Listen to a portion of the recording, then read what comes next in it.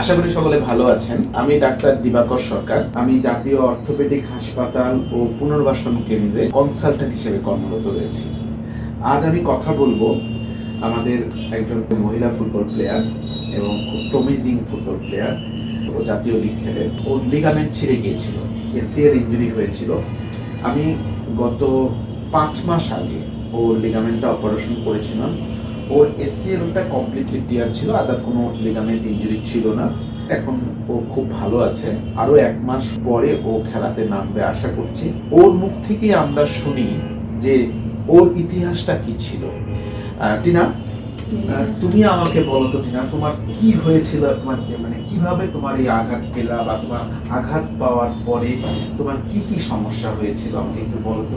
আমি প্রথমত ক্লাবে যাই, তারপরে ওইখানে আমি খেলছিলাম, পরে 50 মিনিট পর আমি ব্যথাটা পাইছিলাম। কিভাবে ব্যথা পেয়েছিলে? আমি রানিং এ ছিলাম, বলে খেলতেছি, মাঠটা একটু গর্ত ছিল, যার জন্য আমার বলে কাট দিতে গেছি, তারপরে আমার পাউটা একটু বেঁকে যায়, আমার শরীরটা পড়ে যাইতেছে। তারপরে আমি পড়া থেকে আমার শরীরটা নিয়ে উঠতে চাইছিলাম, যার জন্য আমি পরবর্তীতে আর উঠতে পারি নাই, নিচে পড়ে গেছি।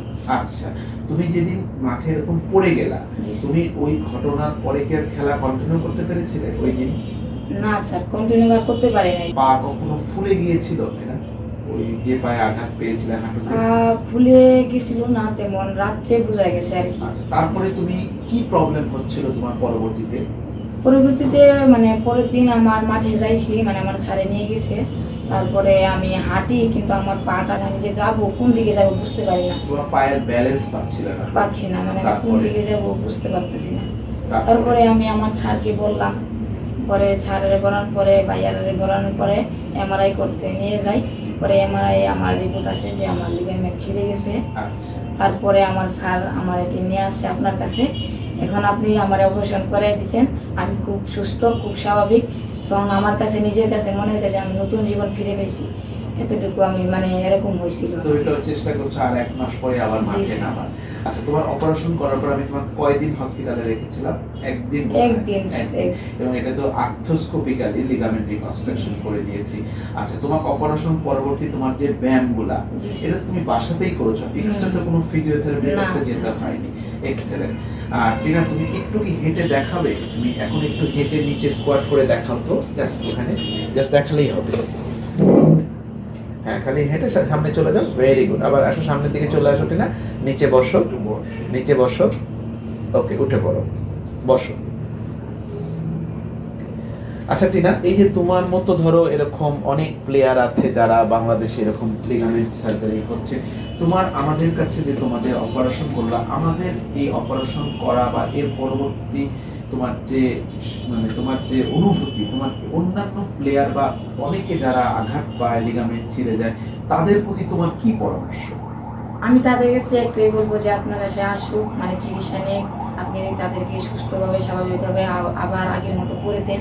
এটার জন্য কি তোমার মনে হয় বাইরে যাওয়ার কোনো প্রয়োজন আছে? না স্যার, বাইরে যাওয়ার কোনো প্রয়োজন। আমি প্রথমত ভাবছিলাম যে দেশের বাইরে যাব, কিন্তু আপনার নাম শোনার পরে আমার স্যারেরা আপনার কাছে নিয়ে আসে। তো আপনার চিকিৎসা ভাই আমি খুবই সুস্থ, তার জন্য আমি বলবো আপনার কাছেই আসুন। Thank you. আচ্ছা, টিনার মতো এরকম অনেক রোগী আছে আমাদের দেশে। আমি বলবো যে দেখেন, ও তো প্লেয়ার, এবং আমি আশা করছি ওর খেলা আমি দেখতে মাঠে যাব। ও যেদিন ন্যাশনাল টিমে, বাংলাদেশ ন্যাশনাল টিমকে লিড করবে অথবা খেলবে, আমি খুব অধীর আগ্রহে অপেক্ষা করছি। এই অপারেশন ওর কোনো খেলাতে বাধা হয়ে দাঁড়াবে না।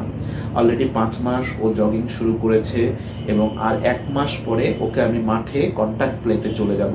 এবং এরকম আপনারা যারা লিগামেন্ট ইনজুরি বা লিগামেন্ট সমস্যা নিয়ে অসুবিধা বোধ করছেন বা এরকম প্রবলেম হচ্ছেন, আমি বলবো একবার শরণাপন্ন হন। যেগুলো অপারেশন লাগে সেগুলোর কিন্তু সাকসেস রেট অনেক ভালো। এখন পর্যন্ত যতগুলো করেছি, উপরওয়ালার রহমতে কিন্তু সকলেই মোটামুটি ভালো আছে, এবং তারা যে যার ক্ষেত্রে তারা আগের মতো লাইফ লিড করছে। তাই আমি আপনাদের পরামর্শ দেব, যারা এই জাতীয় সমস্যা বোধ করছেন, আমাদের একবার দেখতে দেন, আমরা দেখি কি করতে পারি। এবং একটা কথা আমি অল টাইম রোগীদেরকে বলে থাকি যে রোগ আপনার, হেডেক আমাদের।